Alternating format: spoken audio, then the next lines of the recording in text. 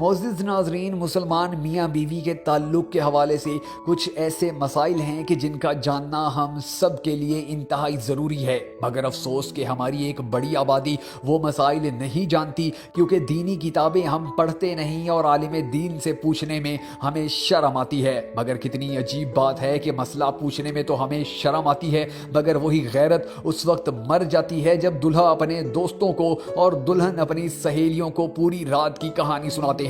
خیر، ہماری یہ ویڈیو آپ سنبھال کر رکھیے گا اور اپنے دوستوں اور عزیزوں جن کی شادیاں ہوں انہیں تحفے کے طور پر اور علم دین کی سر بلندی کے لیے ضرور دکھائیے گا۔ ہمیں یاد رکھنا چاہیے کہ شادی سے پہلے میاں بیوی اور اولاد کے حقوق کے مسائل سیکھنا ہر مسلمان مرد عورت پر فرض ہیں۔ حضرت سیدنا جنید بغدادی رحمت اللہ علیہ فرماتے ہیں کہ انسان کو صحبت کی ایسی ہی ضرورت ہوتی ہے جیسے غذا کی، کیونکہ صحبت دراصل بیوی کی طہارت کا سب سے بڑا سبب ہے۔ اسی طرح حدیث پاک میں بھی آتا ہے کہ جس طرح حرام صحبت پر گناہ ہے، اسی طرح جائز صحبت پر نیکیاں بھی ہیں۔ جب شوہر اپنی بیوی سے صحبت کا ارادہ کرے اور بالخصوص شادی کی پہلی رات اور اس کے بعد جب بھی، تو اس کو چاہیے کہ چند آداب و طریقہ کار کے مطابق عمل کرے۔ انشاءاللہ شیطان کی مداخلت سے وہ دونوں میاں بیوی مکمل طور پر محفوظ رہیں گے۔ صحبت سے پہلے اگر میاں بیوی 10 مرتبہ اللہ اکبر اور سورہ اخلاص 1 مرتبہ پوری پڑھیں تو ان پر اللہ کی خاص رحمتوں کا نزول جاری ہو جائے گا۔ یاد رکھیے، دین اسلام میں صحبت کے وقت بات کرنا مکروہ ہے، اس سے بچے کے توتلے ہونے کا خطرہ بڑھ جاتا ہے۔ اسی طرح عورت کی شرمگاہ کی طرف نظر کرنے سے بھی بچنا چاہیے کہ اس سے بچے کے اندھا ہونے کا امکان ہوتا ہے۔ اس کے ساتھ ساتھ بالکل برہنہ ہو کر بھی ہم بستری یا صحبت نہیں کرنی چاہیے، ورنہ بچے بے حیا پیدا ہوتے ہیں۔ نئے شادی شدہ جوڑوں کو چاہیے کہ کمرے میں 0 پاور کے بلب کا اہتمام ضرور کریں، اور اگر کپڑے بالکل اتار کر ہم بستری کرنی مقصود ہو تو ایک بڑی چادر دوران ہم بستری اپنے اوپر اوڑھ لیں تاکہ پردہ پوشی ہو سکے۔ بالکل ننگے ہو کر ہم بستری کرنا گدھا گدھی کی طرح جفتی کرنا کہلائے گا، جو کہ شریعت کے نزدیک ناپسندیدہ عمل ہے۔ ہم بستری کے وقت بسم اللہ شریف پڑھنا سنت ہے۔ بہتر ہے کہ جب کمرے میں داخل ہوں تب ہی بسم اللہ شریف پڑھ کر دایاں قدم اندر داخل کریں۔ اگر آپ ہمیشہ ایسا کرتے رہیں گے تو شیطان کمرے سے باہر ہی رک جائے گا، ورنہ وہ بھی آپ کے ساتھ شریک ہو جائے گا۔ قابل احترام ناظرین گرامی، اللہ نے عورت کے اندر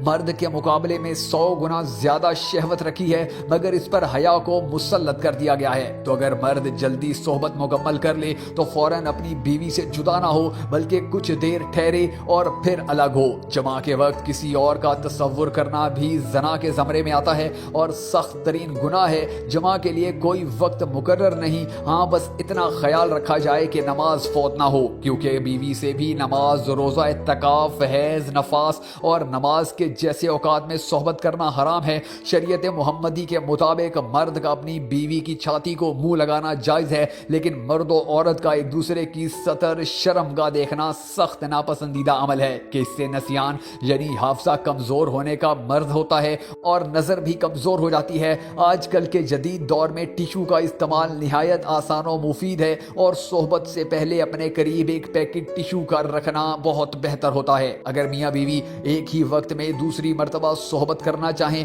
تب بھی سطر شرمگاہیں لازمی طور پر دھو لیں، اور بہتر یہ ہے کہ وضو کر لیا جائے، ورنہ ہونے والے بچے کو بیماری لگنے کا شدید خطرہ ہوتا ہے۔ جماع کے بعد اگر آپ کی خواہش ہو کہ آپ کا بیٹا پیدا ہو تو عورت کو فوراً دائیں پہلو کروٹ لیٹنے کا حکم دیں، اور اگر نطفہ قرار پا گیا تو انشاءاللہ لڑکا ہی پیدا ہوگا، اور اگر لڑکی کی پیدائش کا ارادہ ہو تو عورت کو بائیں پہلو کروٹ کا کہیں اور عورت فوراً بائیں کروٹ لے لے اور کچھ دیر لیٹی رہے تو انشاءاللہ لڑکی پیدا ہوگی۔ لیکن اگر اولاد کے حصول کا ارادہ نہ ہو تو مباشرت میں انزال کے فوراً بعد عورت سیدھی کھڑی ہو جائے۔ ہم بستری کے کچھ دیر بعد مثلاً کم از کم آدھا گھنٹہ بعد غسل کر لیں، اس میں صحت و تندرستی بھی ہے، اور مرتے وقت حضرت جبرائیل علیہ السلام کی زیارت بھی ہوگی۔ جماع کے فوراً بعد پانی پینا صحت کے لیے مفید نہیں، لہذا کچھ وقفے کے بعد پانی پی سکتے ہیں۔ طبی ماہرین کہتے ہیں کہ ہفتے میں 2 بار سے زیادہ صحبت کرنا ہلاکت کا باعث ہے۔ شیر کے بارے میں آتا ہے کہ وہ اپنی مادہ سے سال میں 1 مرتبہ ہی جماع کرتا ہے، اور اس کے بعد اس پر اتنی کمزوری لاحق ہو جاتی ہے کہ اگلے 48 گھنٹے تک وہ چلنے پھرنے کے قابل بھی نہیں رہتا، اور 48 گھنٹے کے بعد جب وہ اٹھتا ہے تب بھی لڑکھڑا رہا ہوتا ہے۔ عورت سے